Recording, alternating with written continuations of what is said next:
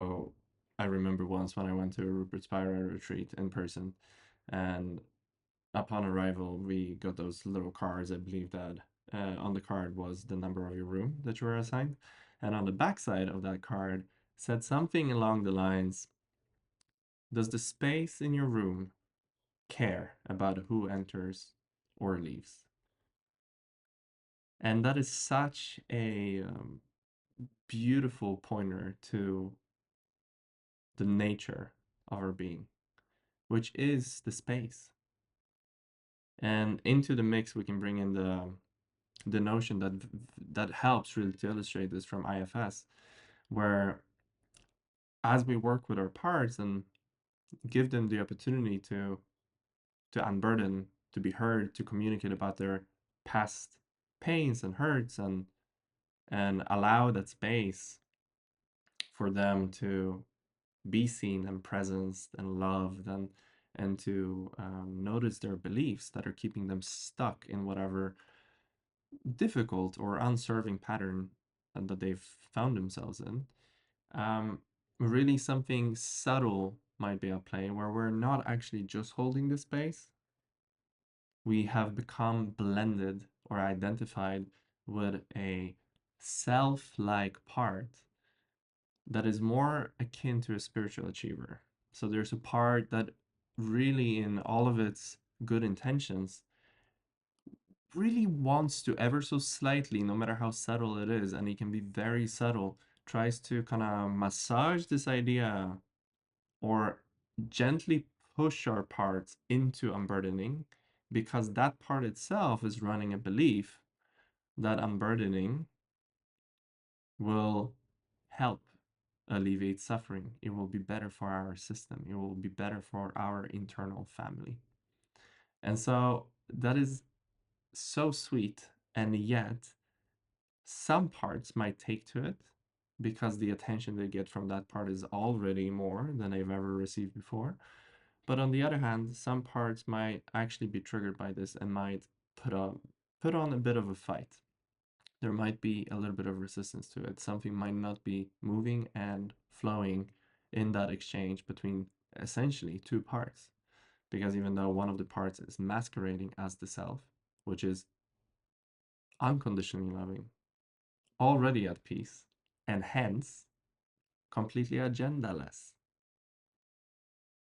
Even though that part is masquerading as that, it is not the space. It is actually a part that is doing, that is striving, that is trying to get somewhere because here, right now, is not good enough. Maybe it's not safe enough. Maybe it is, well, essentially, it's a form of that. There's not enough safety or love, or the future will be even better. There will be more safety, more love, more connection, more joy, more creativity, more bliss, more enlightenment, more liberation, more peace, whatever. And catch the belief in that, right? Because that's exactly what's happening here. There's a belief operating that those things will unfold in time, in future. They're not present here. That's the fundamental wrong view, the ignorance that's at play. So the forgetting of our true nature, which is already here now. It has never gone anywhere, and it is imbued with that peace and joy and satisfaction and love and safety which we seek outwardly, but it is actually here now already. And so it is a very subtle, it requires a very subtle noticing when we're approaching our parts, approaching ourselves, our systems, our emotions from a doer, from a spiritual achiever that is coming at it with an agenda, trying to get somewhere but here now. And so, making full circle back to the quote from the retreat, would the space care if you really know yourself as a space? And I found personally that there are two levels to this. The first level is just kind of grokking that a little bit intellectually, because if you're completely new to this, then the idea of being the space can be somewhat bewildering. What does that even mean? And so at some point, I felt that intellectually I've started to believe it. It becomes, you swap a set of beliefs for another set of beliefs, and then at some point, you're actually living from that truth. It becomes a somatic experience, the way that you are experiencing your true nature as opposed to thinking about it. And from that place of being the space, there's a deep equanimity. There is indeed no preference at all, because everything that is arising in the space, everyone or everything entering the room, if you like, does not change the nature of the space, which is already it. It is already at peace. It is full of love, for everything is it. Everything is arising as a manifestation of it. Everything is imbued with its essence. So it is deeply at peace, deeply at love, deeply loving itself through the recognition of itself. And I wanted to make a video about this because it's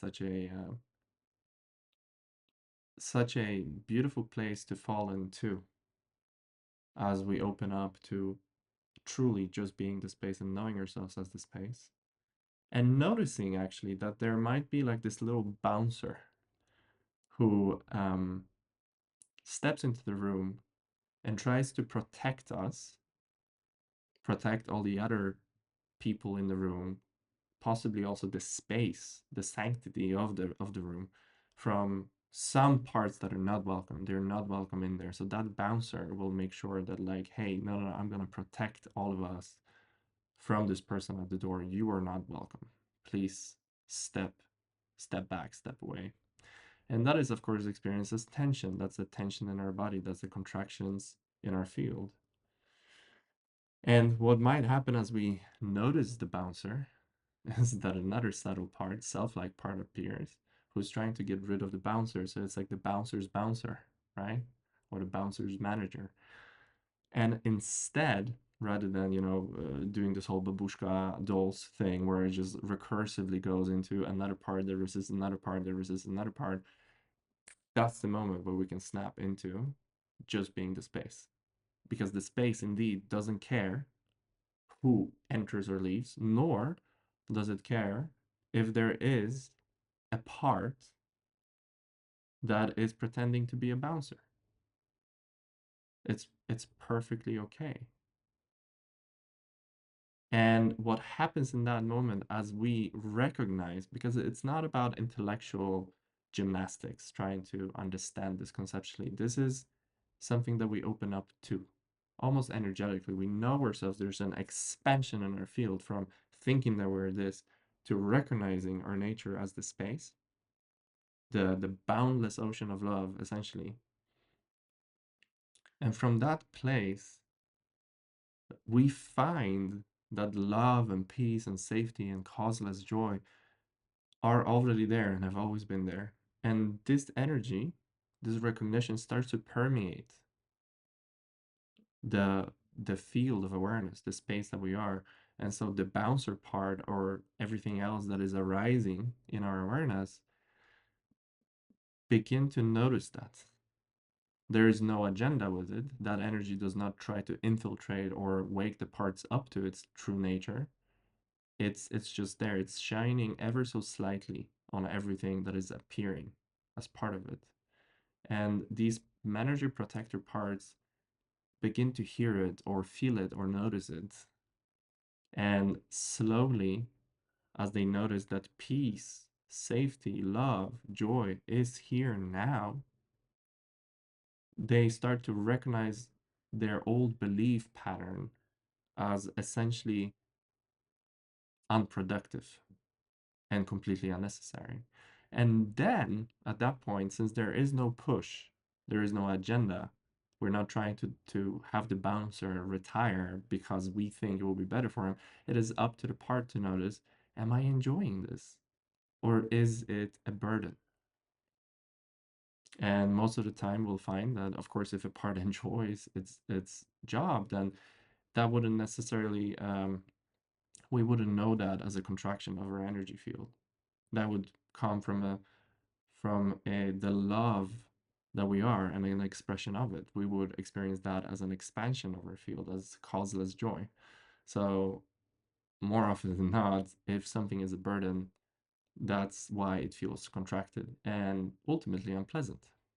And in that moment, when the part recognizes the futility of doing what it's doing, that's only causing us pain or discomfort, it is then free to choose to unburden and to let go. The bouncer in the room realizes he or she never had to worry or manage the door list. It never had to.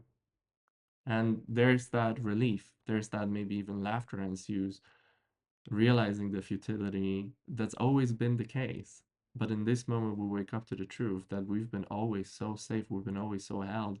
The space is indestructible and completely at peace, completely at rest, and yet so alive with its content, but it is beyond it as well. Another really good metaphor that Rupert Spira does like to use in his retreats is that of a movie and the movie screen. And the question or the inquiry is, does the screen care about what movie is playing? Ultimately, it's just a configuration of pixels, millions of them on the screen that make up the image of me.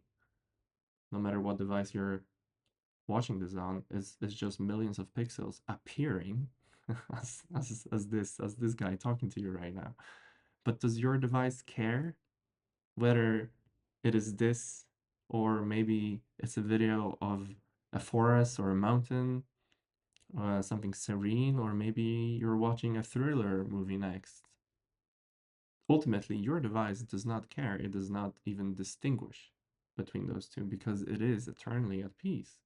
And the configuration of the pixels does not have the ability or the potential to disturb it. And therein lies our innate freedom. If we can just change that identification with the parts and unblend into the space of the capital S self, then liberation is here now, readily available to everyone. We don't have to wait for an event. It is here now. So I think I'll leave it at that for now. If you want to hear if you want to hear more about this, please drop a comment, and I'm really curious to hear your thoughts. Leave a like and subscribe to this channel. I'm trying to get it off the ground. It will be really helpful if you did. And I look forward to recording many more of these, since this is so yummy to me. I loved speaking about this. So I hope you found this useful.